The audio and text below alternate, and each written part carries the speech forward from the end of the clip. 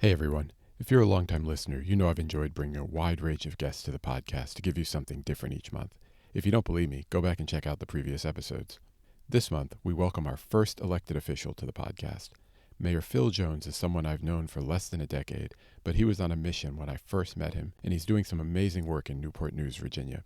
He's managed through tragedy and adversity and is working to build a bright future for his community. Not only is he a mayor, he's a product of that community. It was amazing to hear how he thinks about his role in building that bright future. As always, if you like what I'm doing on this podcast, please share it with a friend. Thanks, and enjoy the episode.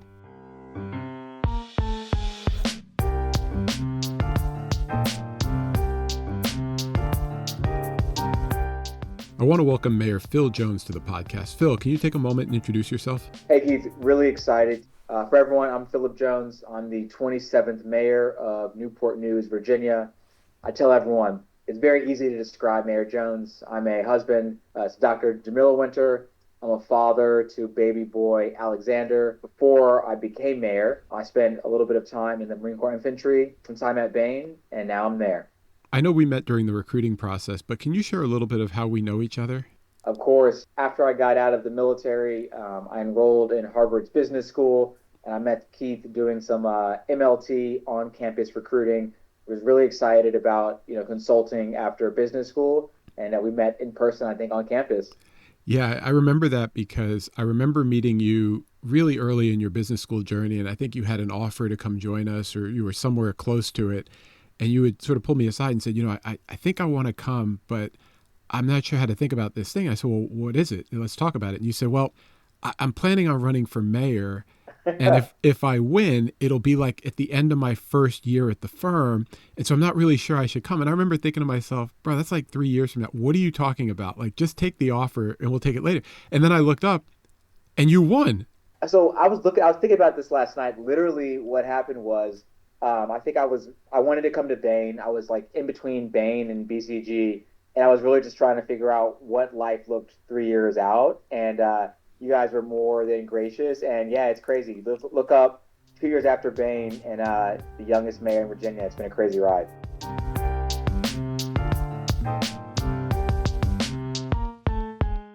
Phil, I want to get into your first taste of public service or government. When did you get your first exposure or experience with it? It's a really good question. I can remember my last 1 or 2 years in the Marine Corps. I had a day that really just shook me to my core. I know a lot of your listeners might have heard of the massacre that happened at Mother Emanuel. It's a church in Charleston, South Carolina. And my cousins, Clemente was my mom's first cousin. Clemente Pickney, he was state senator. He was the pastor of Mother Emanuel. And unfortunately, what happened is in a worship service, a prayer service, they opened up the doors to someone named Dylan Ruth, who came and killed 9 of them in a church. And I can remember I was in the military. I got the phone call, hey, something happened to your cousin's church. Turn on the news. So I turned on CNN. Next thing I know, they're talking about this massacre that happened. And so it was such a hard time for my mom and for her cousins and all of my aunts and uncles. But I can remember going down to the funeral. President Obama had come down. He did the eulogy, and that's when he started to sing Amazing Grace, and it just touched me. I can recall we left Charleston. My mom's actually from Dillon, South Carolina. So we leave from Charleston, we go to Dillon, and across the way in this, Republican state, there's American flags everywhere. People are praying, they have American flags. And that day we buried Clemente next to my grandfather in Dillon. And so that happened, and then I can recall a few weeks later, Nikki Haley, who was governor of the time, she brought down the Confederate flag. She said that the time has come for South Carolina to put away that part of their heritage, and I'll never forget that. And so, as someone that has always subscribed to, good governance and good public policy, I said, you know what? I can understand now what one person's life can actually change and how a politician, someone that's truly a servant leader, can really change the course of the world. And I talk a little bit about our trip to Charleston with our church in a previous episode as one of the stories that I've told on open mic here in Chicago. And so I don't we're not going to be able to do that justice here, but I encourage Yeah. people who are unfamiliar with it to do some reading and do some research on everything that happened there. But Phil, one of the things that was surprising when we were preparing is this wasn't a lifetime goal or something that you talked about. Is like you weren't the kid in second grade talking about I'm going to be president someday. Not at all. I mean, so sometimes I can recall like in college, people would call me the mayor of something, and they would really just mean it as like he's going around, he's glad handling everyone, he's talking to all the parents and all the big donors, but it wasn't really top of mind. I loved my time in the Marine Corps. Mm-hmm. Um, it was the best job I think I've ever had. That ability to lead the willing. They were the Right. best of America, and I was so glad to lead them. And so I did my two deployments, was very fortunate to learn about MLT, to apply to HBS, to get into that and to HKS. And during my, I think, first year of grad school, it's probably 2018, that's when we had the last mayor's election in Newport News. And the mayor at the time put it out. He said, "Hey, I won my third election. It's soon to be 12 years as mayor. I'm going to retire." And so it sort of got my wheels spinning about, okay, I've always thought that I wanted to come home in some capacity. Why not come home as the mayor? That's the perfect extension of servant leadership. Just like being in the military, it's all about a mission, it's all about service. And I'm a native son of Hampton Roads and Newport News. So why not come back to a community that I love, a community that my parents are still pastors in, and have a chance to lead it? And that's what I really strive to do. And what was the reaction from your loved ones around you? You know, when you come home and be like, you know what? I think I'm going to be mayor. I think I want to run. It was crazy. I can remember my mom and dad saying, "Okay, are you sure you want to leave Bain? It's a really good job. You're around these amazing people. You're living in Washington D.C." But as a little kid, my dad always told me, "What is a man who does not change the world?" And so my world is Newport News. My world is Hampton Roads, and so I love this city. I thought that we could do a better job together, and so I came home and entered the political fray. And why, as mayor, why not as a state rep or a state senator? There's lots of ways to serve. Do pro bono projects, do a take Yeah, two from work and go home and do a yeah. little 2 month thing for the summer. Why this? This seems like the hardest way to go about making a difference in the community.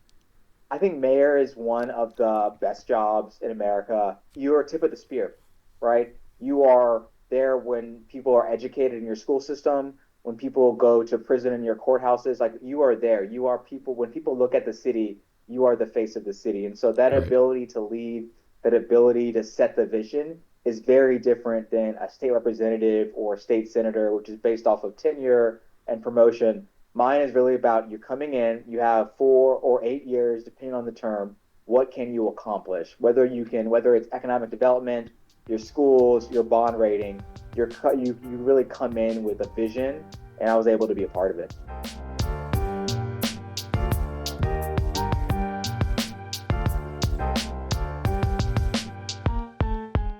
Phil, I want to shift into the meat of this and talk about what's special to you about being mayor of Newport News. Where should we start? I think the biggest thing is that politics in its truest form is about service. It is not, and it is not.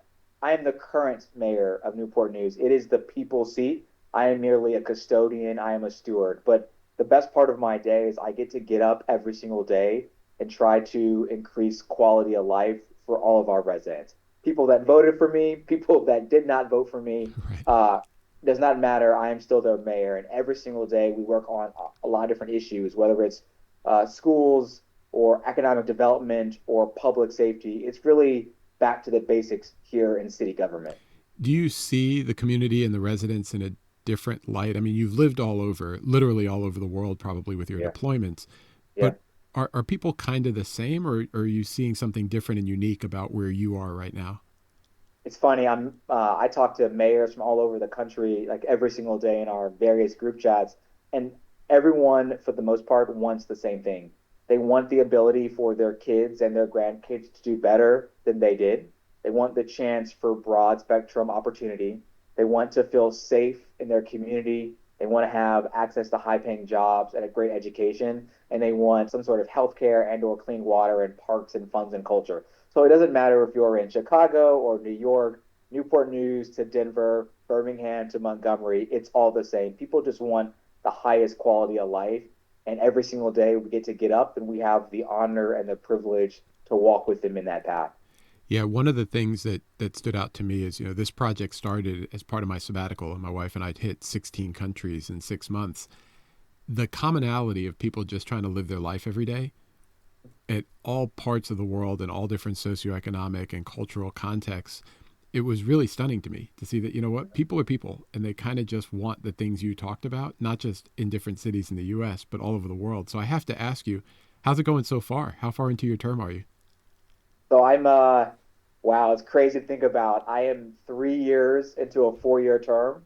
I can remember running for office, was that 3 years ago?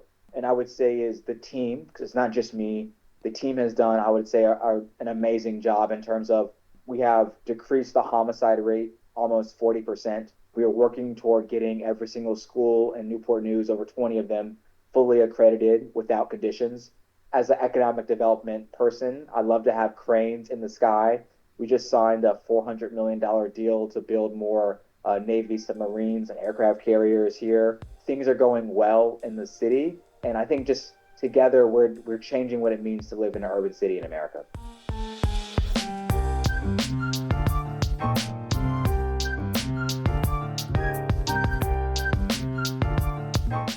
It sounds like a variety of things you can do to help people is certainly special, and being the tip of the spear, as you said, to helping people get the things they need.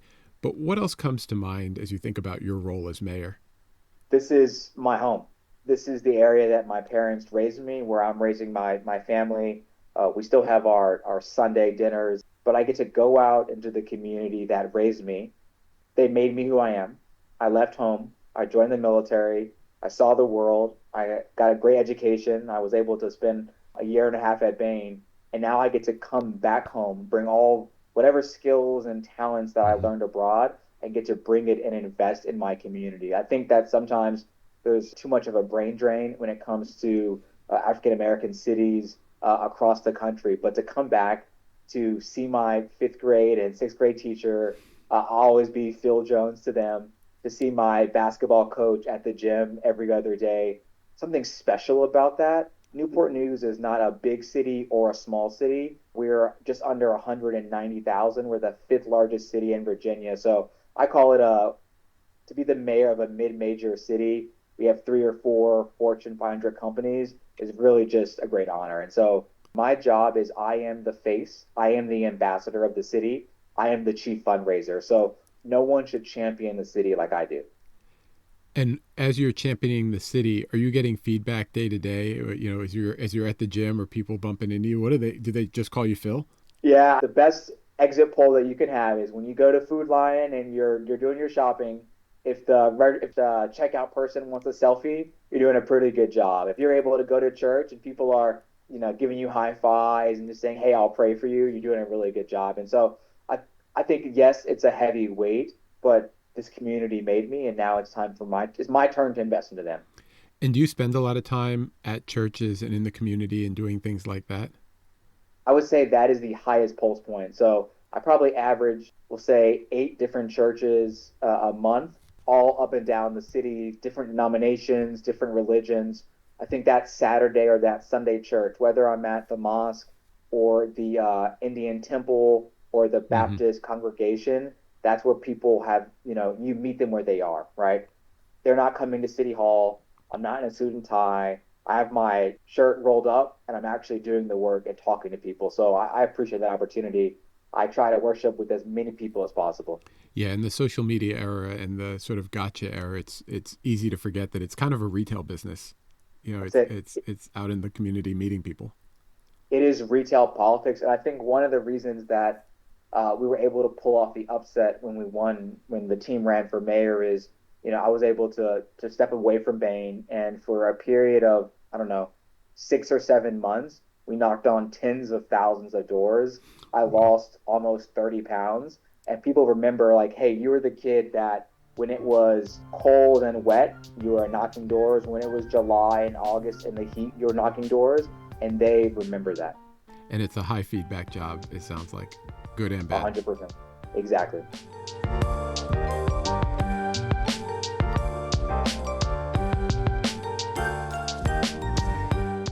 Phil, in the last segment, you mentioned that as mayor, you get to keep your finger on the pulse of the community. And I know this can be an emotional topic, and I want to respect that. But a few days into the job, at like 33 or 34 years old, you were literally thrust in the national headlines. And I remember seeing those stories on the news and not connecting the dots for a day or two. And then I realized, like, oh, wait, that's Phil. Like, he just started, like, he just left. Like, a few minutes ago, he was worried about the PowerPoint deck. And now the national media has descended on him literally in his first week on the job. And I want to talk a little bit about that because I do think that as mayor, you get to keep the pulse of the community front and center. It's what makes it special, and you make sure that the city is thriving. Before we get into a couple questions I have, can you just give people the background on the incident I'm referring to? No, I appreciate that this opportunity. It's something that will, no matter what I do for the rest of my life, people will remember me for in 2023, 4 days before I was officially the mayor. I had not taken the oath of office yet. This was a Friday, I believe, January 6th. And I get a phone call from my city manager and said, hey, there's been a school shooting. And I think I had just finished like a midday run and I didn't really understand her. I said, okay, so a school shooting. I said, what's happening? And she said, oh, it's a 6 year old. And I said, a sixth grader? She said, no, the shooter is 6 years old. That's a first grader. He has shot his teacher, and the school is in lockdown. And immediately I went into Marine Corps mode. As a Marine, you're taught to go to the point of friction. And for my city that day, the point of friction was Rich Neck Elementary School. So you can imagine, I'm 33. I just won the election, so I'm still down 30 pounds. I look younger than 33. I go down to the school. Initially, they didn't even believe that I was the mayor, to be honest. It took like 5 minutes of like, I had to call the police chief. They had to get me. I walk inside the school. There's people talking. I'm like, who's in charge? Like, you're the mayor. You're in charge. Roger that. Take charge. We get accountability of all the kids. We say, hey, we have accountability. Where's the teacher? We called the hospital, etc. And something I'll never forget is I went down and said, I want to talk to the kids. So you can imagine elementary school. I go down to the school gym auditorium. People are in their bus lines, and I just sit down. And this little girl, she's crying. She puts her head in my lap, and she was saying how she saw so much blood and that she was scared. And so immediately I was like, this is not about like Instagram likes and having the White House call you when you win mayor. It's like I'm actually the mayor. And so what my community needed that day was a comforter in chief. We did the press conference maybe 2 or 3 hours after the incident. And then that night I went to the hospital and spent a great deal of time with Abby, our teacher's family, just really trying to comfort her family. And so for me, that's when I realized like, oh, like I'm actually the mayor and I need to lead by example. And those are the type of defining moments you mentioned. People remember how you made them feel, and people Yes. remember what you did, and you got a chance to show who you were and what you were about right at the beginning. But once that initial shock of the incident fades, how do you move on? You can be the comforter, but then you have to get to healing, and then you have to get back to work. And so how do you give people a sense of normalcy after something like that, which is definitely, it definitely should not be normal, even though I think we could argue that in too many places it is normal. So every mayor is part of the U.S. Conference of Mayors, and it's a peer network. And so when I had the school shooting, the first person that called me, it's kind of a funny story. My executive assistant. So this the shooting just happened. I'm at the school, and I get a call from my assistant, and she said, "Hey, there's someone from the White House who's trying to get a hold of you." She said, "Do you know Mayor Pete Buttigieg?" And I'm like, "Yes." Like, give him my cell phone number. And he calls and basically says, hey man, you're doing a great job. He says what your community needs right now is they need to see you leading, and then you need to comfort them. And so I tell everyone, he was the first one to give me a call even before my governor called me, and he had saw the news and immediately reached out to me. And so I think just having the support of all the mayors, I realized that I needed to bring everyone together, to have a town hall, to have the ability to mourn, to have the ability to say, okay, what is some good governance? What is public policy that we can do to avoid this? Is it increasing our police? Is it increasing some sort of like mental health docket? Like, what are things that we can do to really change it, what I call left of bang? And so school was out for, I think, 3 or 4 days. Mm-hmm. And I think that following Thursday, people would not want to go back to school unless there were metal detectors in the school. And so that was my first sort of decision point was, hey, do I go into our coffers? Do I pull out the $1.5 million and do I equip every single school with metal detectors? Right. And this is People, schools, high schools, but I mean, you're talking about the incident happened with first graders. yeah. And so it was a hard choice. I personally don't like the idea of first graders being wanded down as they go to first grade. It doesn't sit right with me. However, the teachers would not go back. That was a part of their conditions. And so we made the tough, but I think correct choice to purchase detectors for the entire school system. And we went to school that next Thursday. And so it was a surreal moment, but I believe my community is not completely moved on, but has healed from that incident. And what I told city council was I refuse to let one incident color the entire city in the eyes of the world. Because I was on BBC. I mean, I was doing international stuff, and it was the first school shooting in America that year. Mm. And Phil, you started by talking about the story of your political origin, with your cousin's murder. Yeah. Were there lessons, good or bad, from that incident that you tried to fall back on as you manage this crisis? Because it's rare, or it's not common for people to have two such high profile national, international incidents, sort of in their background as part of their story. Yeah. I would say I saw how President Obama handled the eulogy. I saw how I mean, I get emotional when he broke into Amazing Grace. I mean, even now I get the goosebumps. And what I recall was Republicans and Democrats on their feet. I mean, I felt moved almost. I felt like I was in a revival. Mm-hmm. And that's what I tried to channel, probably poorly, but I think I did an all right job in Newport News is I don't care your race, your color, your creed. I don't care about should we punish them. I don't. That's all secondary. What can we do as a city moving forward to ensure that we have the highest quality of care and public safety for our kids? Full stop. Let's argue. Let's let the talking heads argue about it later. We're actually doing the work. We're on the ground level.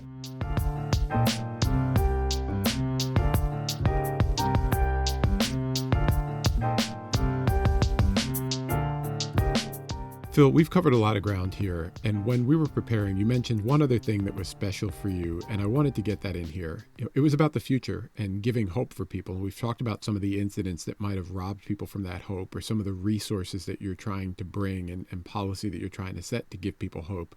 But I want to talk a little bit about that, because I did get the sense that you thought that was really special as part of your role as mayor. One of the chief roles is to set the vision for the city. And you're setting the vision not 1 to 5 years, but really 20 to 3 years ahead. It's that old quote, the best type of society is one in which old men plant trees and whose shade they'll never know. And that's how I try to view mayor is I'm making these decisions for my kids and for my grandkids. These are not politically expedient decisions where I get a bump in the polls in the short term. This is about setting up the city for the future. And so I am the chief fundraiser, the chief ambassador for my city. I am bullish on the future of Newport News. We are a mid-market city. We have a lot of Fortune 500 company headquarters. But I tell you this, there's only one place in the world where you build aircraft carriers and submarines. And that's in Newport News. So as you see this, a lot of funds that are going to flow from the federal government to the city and to the shipyard, we are equipping what I believe is a world-class workforce. A lot of mayors, they complain because there's no jobs in their cities.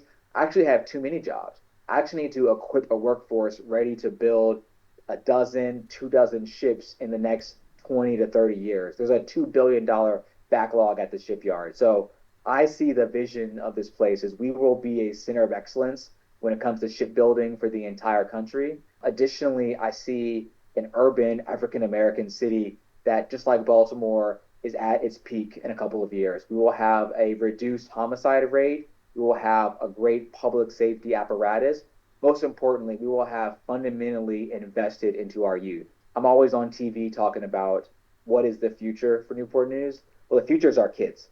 And Mm-hmm. that's why we've invested in them. We've put over $500 million in our budget toward youth programs, whether it's night nets, which is like a midnight basketball sort of flavor, or summer jobs program. I think, Keith, you and I both believe that when it comes to government programs, if we can have them focused toward economic development and economic empowerment, that's the most important thing. If I can get you a high paying job, if I can get you onto that pipeline, that prevents the crime and all the things right of bang. And so we've really been investing in workforce development, and I want to be a leader of that in the next decade. And so I'm just excited to be on this journey with City Council, and it's been a ride. It really has.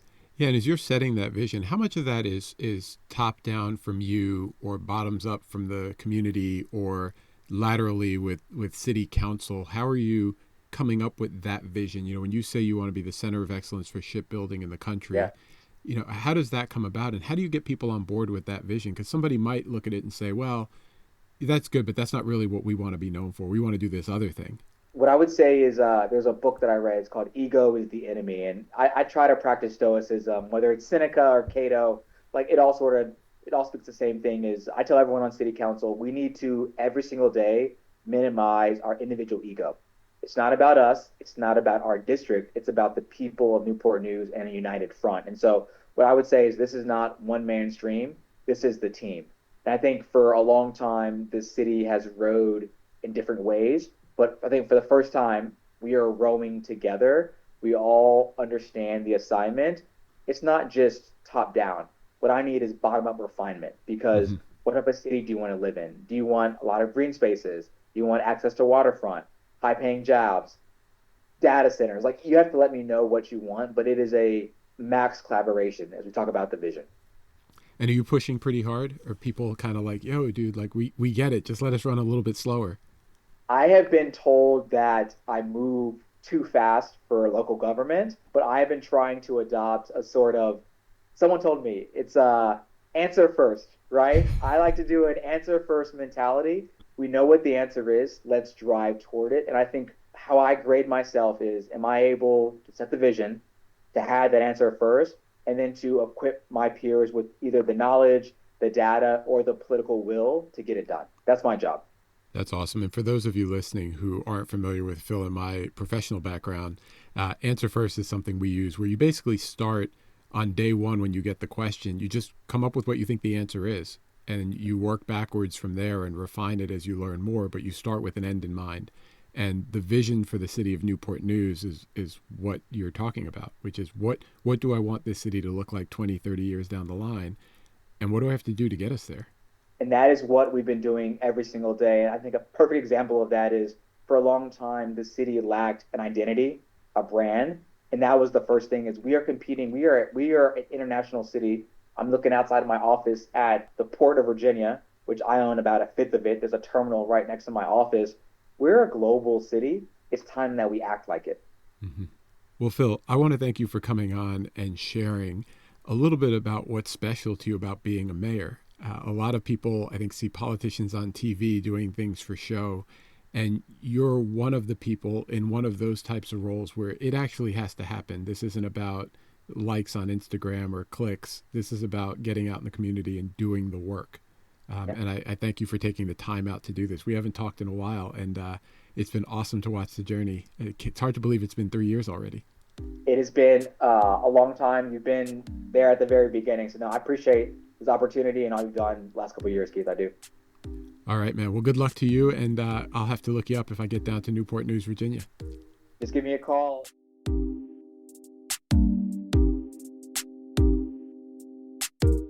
Thanks for listening to this episode of My Home is Special. Be sure to subscribe to the podcast to get future episodes automatically. You can go to myhomeisspecial.com to see the full project and sign up for email updates. Be sure to follow KBevPhoto on Instagram or go to kbevphoto.com to see what I'm snapping these days. There's a lot on both to explore. For now, this is Keith, aka KBev, signing off. Peace.